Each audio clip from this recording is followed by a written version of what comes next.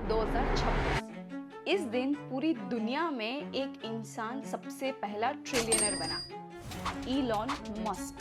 83 lakh crore, $1 trillion. लेकिन मैं तुम्हें यहाँ पे इलॉन की लाइफ स्टोरी नहीं सुनाने आई, वो तुम गूगल पे पढ़ सकते हो। लेकिन आज हम बात करेंगे कि इलॉन की साइकोलॉजी कैसे वर्क करती है। और सबसे पहले मैं तुमसे 4 क्वेश्चन पूछना चाहती हूँ जो ये पूरे वीडियो का फाउंडेशन है। पहला, कभी ऐसा हुआ कि तुमने बहुत बड़ा रिस्क लेने का सोचा लेकिन खुद को रोक लिया? अगर हाँ, तो क्यों? दूसरा, अगर सक्सेस के लिए तुम्हें अपनी नींद, रिलेशनशिप और अपनी मेंटल पीस को सेक्रीफाइस करना पड़े तो क्या तुम उसके लिए रेडी हो? तीसरा, क्या तुम्हारा ब्रेन बायोलॉजिकली तुम्हें एवरेज रहने के लिए प्रोग्राम किया गया है? और सबसे बड़ा सवाल, अगर $1 ट्रिलियन भी इनफ ना हो तो इंसान आखिर ढूंढ क्या रहा है? इस वीडियो के एंड में मैं तुम्हें एक साइकोलॉजिकल चेकलिस्ट दूंगी जो डिसाइड करेगा कि क्या तुम इलॉन जैसी लाइफ के लिए रेडी हो या नहीं। तो एंड तक रुकना जानने के लिए, क्योंकि शायद वो तुम्हारी लाइफ की डायरेक्शन को चेंज कर सकता है। इससे पहले टाइम में थोड़ा पीछे चलते हैं। 1980s की बात है। साउथ अफ्रीका का एक छोटा सा बच्चा जिसे स्कूल में हर रोज बुली किया जाता था, इतना कि एक दिन तो किसी ने उसे स्टेयर से धक्का दे दिया और वो हॉस्पिटल पहुंच गया था। और घर पे उसके फादर उसे मेंटली बहुत ज्यादा टॉर्चर करते थे, इतना कि इलॉन ने खुद कहा है कि उसके फादर ने उसकी लाइफ में पेन के अलावा और कुछ नहीं दिया। तो एक तरफ स्कूल में ह्यूमिलिएशन और दूसरी तरफ घर पे दर्द। तो इस सब में वो लड़का क्या करता था? वो बुक्स में घुस जाता था। एक दिन में 10 घंटे पूरा एनसाइक्लोपीडिया उसने मेमोराइज कर लिया था, क्योंकि बुक्स में कोई मार नहीं सकता था उसे। जब कोई बच्चा हेल्पलेस एनवायरनमेंट में बड़ा होता है तो उसका ब्रेन एक सर्वाइवल पैटर्न सीख लेता है, extreme control seeking.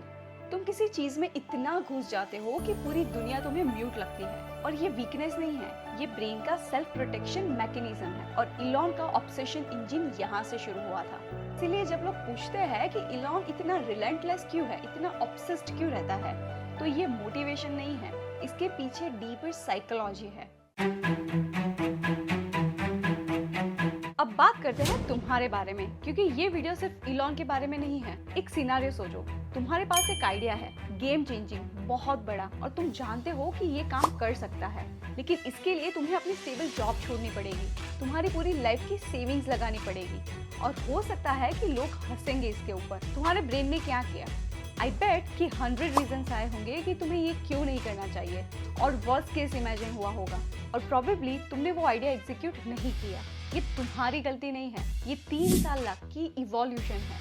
Brain loss को ज्यादा स्ट्रांगली फील करता है, इसको साइकोलॉजी में कहते हैं लॉस अवर्जन। फॉर एग्जाम्पल, तुमने 1000 कमाए लेकिन 1000 तुमने खो दिए, तो वो जो खोने का डर है वो तुम्हें ज्यादा स्ट्रांग फील होगा। इवोल्यूशनरी ये सही था, क्योंकि केव में रिस्क का मतलब डेथ हो सकता था, और आज यही वायरिंग तुम्हें एवरेज रखती है। अब इलॉन का केस 2008, स्पेसएक्स और टेस्ला दोनों एक ही साथ बंद होने के किनार पर थे।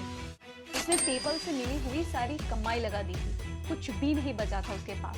स्पेसएक्स के 3 रॉकेट फेल हो चुके थे, 3, और फिर भी उसने चौथे लॉन्च के लिए पैसा लगाया। तुम्हारा और मेरा ब्रेन यहाँ पे क्या करता? हम रोक देते, क्योंकि ये सेंसिबल होता, लॉजिकल होता, ह्यूमन होता, और मोस्ट इम्पोर्टेंटली ये एवरेज होता। कुछ ब्रेन्स रिस्क लेने पे नॉर्मल से ज्यादा डोपामिन रिलीज करते हैं, और इनके लिए रिस्क लेना एक्चुअली अच्छा लगता है। इलॉन ने खुद कहा है that he likes the next level of the game. 3 failure के बाद भी वो एक्साइटेड था, क्योंकि उसके ब्रेन के लिए फेलियर एक डेटा है, डिफिट नहीं। लेकिन आगे मैं बताऊंगी कि ये वायरिंग एक रीजन से डेवलप हुई, और ये रीजन एक्चुअली में शॉकिंग है।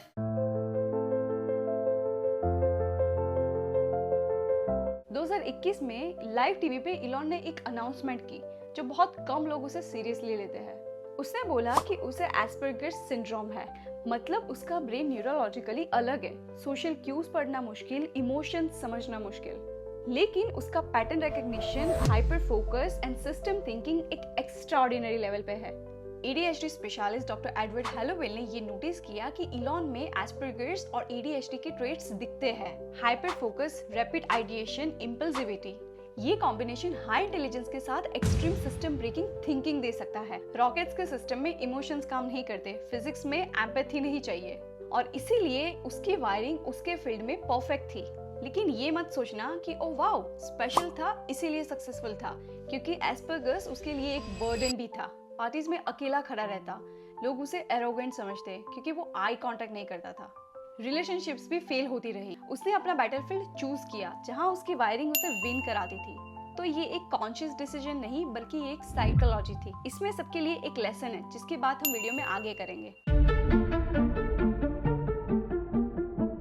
अब वो एक्चुअल टूल जो इलॉन यूज करता है और कल से तुम भी इसे यूज कर सकते हो, इसका नाम है फर्स्ट प्रिंसिपल थिंकिंग। जब स्पेसएक्स स्टार्ट किया तो रॉकेट्स की कॉस्ट थी $65 मिलियन पर लॉन्च। सबने कहा कि इम्पॉसिबल है, लेकिन इलॉन ने सबसे पहला सवाल पूछा कि एक रॉकेट में आखिर क्या क्या होता है, मटेरियल्स क्या है, अगर अलग से खरीदे तो कितने में पड़ेगा। Answer 2% of $65 million. उसने मटेरियल्स खुद खरीदे तो स्पेसएक्स ने कॉस्ट को ड्रास्टिकली कम कर दी। ज्यादातर लोग एनालॉजिकल सोचते हैं, जो पहले काम किया उसे कॉपी करो, लेकिन फर्स्ट प्रिंसिपल रूल ये कहता है कि हर चीज को जीरो से तोड़ो, सिर्फ जो फाउंडेशनली सच है उसे रखो। ये सेम चीज उसने टेस्ला के साथ भी किया था। और सबसे इम्पोर्टेंट बात कि ये एक लर्नेबल कॉग्निटिव स्किल है, कोई गिफ्टेड ट्रेट नहीं है। तो अब सवाल ये है कि तुम इस स्किल को डेवलप कैसे करोगे। सिंपल, किसी भी प्रॉब्लम में खुद से एक सवाल पूछो कि ये एक्चुअली काम कैसे करता है फंडामेंटली। सिर्फ ये एक शिफ्ट तुम्हारे सॉल्यूशन ढूंढने का तरीका परमानेंटली बदल देता है। अब वो पार्ट जिसके लिए मैं काफी टाइम से वेट कर रही थी, इलॉन के बारे में एक ऐसी बात जो कोई नहीं करता, उसका डार्क साइड। और ये डार्क साइड तुम्हारे फाइनल सवाल से डायरेक्टली कनेक्टेड है। इलॉन के 12 बच्चे हैं, 6 अलग औरतों से। उसके पहले बेटे की इन्फेंट एज में ही डेथ हो गई थी। उसकी पहली वाइफ ने इंटरव्यू में आके कहा कि इलॉन ने उसे एक ट्रॉफी वाइफ की तरह ट्रीट किया। बहुत सारे पब्लिक ब्रेकडाउन्स हुए, गवर्नमेंट्स के साथ फाइट, रात को 3 बजे बहुत सारी ट्वीट्स की। उसने खुद इंटरव्यू में कहा है कि he doesn't know how to be happy. मतलब सोचो तो $1 ट्रिलियन और खुशी नहीं। इंसान का ब्रेन अचीवमेंट्स को टाइम के साथ नॉर्मल मानने लगता है। इसको साइकोलॉजी में कहते हैं हेडोनिक एडेप्टेशन। पहली सैलरी आई और जिंदगी ही बदल गई, लेकिन कुछ टाइम बाद ये नॉर्मल लगने लगता है। पहले करोड़ के साथ भी सेम होता है, पहले बिग अचीवमेंट्स के साथ भी सेम होता है। तो ये लूप है जो कॉन्स्टेंटली चलता रहता है अनटिल एंड अनलेस तुम कॉन्शियसली उसे तोड़ देते हो। साइकोलॉजी में कॉन्सेप्ट है डार्क ट्रायड, नार्सिसिज्म, माकियावेलियनिज्म और लो एम्पैथी। सेम इंजन और अलग रिजल्ट्स। और मैं ये इसीलिए बोल रही हूँ क्योंकि हम सब इलॉन बनना चाहते हैं, लेकिन क्वेश्चन ये है कि क्या हम पूरे इलॉन बनना चाहते हैं। वो ब्रेन जो ट्रिलियन बनाता है वही ब्रेन कनेक्शन तोड़ देता है, प्रेजेंट नहीं रहता, पीस नहीं देता। तो रियल क्वेश्चन ये नहीं है कि हम इलॉन जैसे कैसे बने। रियल क्वेश्चन ये है कि क्या हम रेडी है वो सब देने के लिए जो इलॉन ने दिया, और क्या हम रेडी है वो खोने के लिए जो इलॉन ने खो दिया। अब ये सवाल डिस्कस करते हैं कि क्या एक्चुअली में इलॉन जैसी वायरिंग सीखना पॉसिबल है, और उसका जवाब है पार्शली। तो पहले बात करते हैं कि क्या हम नहीं सीख सकते। उसका न्यूरोलॉजिकल वायरिंग ये जेनेटिक और डेवलपमेंटल है, तो कल से तुम उसका एग्जैक्टली डुप्लीकेटेड ब्रेन नहीं बना सकते। अब बात करते हैं जो हम सीख सकते हैं। पहला, लॉस एवर्जन को रिट्रेन करना। इससे ब्रेन का अलार्म धीरे धीरे रिकैलिब्रेट होता है। कोई भी सवाल लो और खुद से पूछो कि ये फंडामेंटली काम कैसे करता है, बस ये एक सवाल। तीसरा, अपना बैटलफील्ड चूज करो, क्योंकि इलॉन ने वो जगह चूज की थी जहाँ पे उसके वायरिंग ने उसे एडवांटेज दिया। क्योंकि तुम्हारा फ्लॉ कहीं तो सुपर पावर है, बस तुम्हें वो जगह ढूंढनी है। ये मोटिवेशन नहीं है, ये न्यूरोसाइंस है। क्योंकि ब्रेन प्लास्टिक है और ये चेंज हो सकता है, लेकिन सिर्फ तब जब तुम कंसिस्टेंटली डिस्कम्फर्ट चूज करते हो। अब वो क्वेश्चंस जिसके बारे में मैंने तुम्हें स्टार्टिंग में बोला था, क्योंकि इस वीडियो में मैंने तुम्हें इलॉन की पूरी साइकोलॉजी एक्सप्लेन की, उसका ट्रॉमा, उसकी वायरिंग, उसकी टैक्टिक्स, उसकी डार्क साइड। तो अब खुद से ये सवाल पूछो, क्या मैं जेन्युइनली रिस्क के लिए रेडी हूँ, या फिर मैं रिजल्ट चाहता हूँ विदाउट द रिस्क। वो चीज़ क्या है जिसे मैं प्रैक्टिकल नहीं है ऐसा बोल देता हूँ, लेकिन एक्चुअली में मैं उसे डरता हूँ इसीलिए नहीं करता। अगर मुझे अपनी नींद, अपनी सोशल लाइफ, अपनी रिलेशनशिप्स 10 साल के लिए सेक्रीफाइस करनी पड़े, क्या मुझे फिर भी वो गोल वर्थ इट लगेगा। जो चीज़ मुझे रोक रही है, क्या वो सच में ऑब्स्टेकल है या फिर मेरा ब्रेन मुझे ये करने से रोक रहा है। और सबसे इम्पॉर्टेंट क्वेश्चन, क्या मैं इलॉन जैसा बनना चाहता हूँ या मैं इलॉन की सक्सेस चाहता हूँ, क्योंकि दोनों में फ़र्क है। ये सारे क्वेश्चंस अनकंफर्टेबल है पर्पसफुली, क्योंकि साइकोलॉजी ये कहती है कि जो लोग ये सारे सवालों को सीरियसली लेते हैं और अटेंड करते हैं, वो लोग अपनी लाइफ में एक्चुअली में डायरेक्शन चेंज करते हैं। और जो लोग ये सारे क्वेश्चंस को स्किप करते हैं, 6 महीने बाद तुम उन लोगों को सेम जगह पे खड़े होते हुए देखोगे। तो इन सारे सवालों के जवाब तुम नीचे कमेंट्स में लिखना, क्योंकि ब्रेन लिखने से कमिट करता है। अगर ये वीडियो तुम्हारे काम आई तो अपने दोस्तों को और फैमिली मेंबर्स को भी ये भेजना। अगले वीडियो में मैं एक ऐसा साइकोलॉजिकल कॉन्सेप्ट कवर करूंगी जो डायरेक्टली एक्सप्लेन करता है कि क्यों हम कॉन्शियसली अपनी खुद की सक्सेस को सैबोटाज करते हैं। तो देखने के लिए सब्सक्राइब करना मत भूलना। Thank you so much for watching.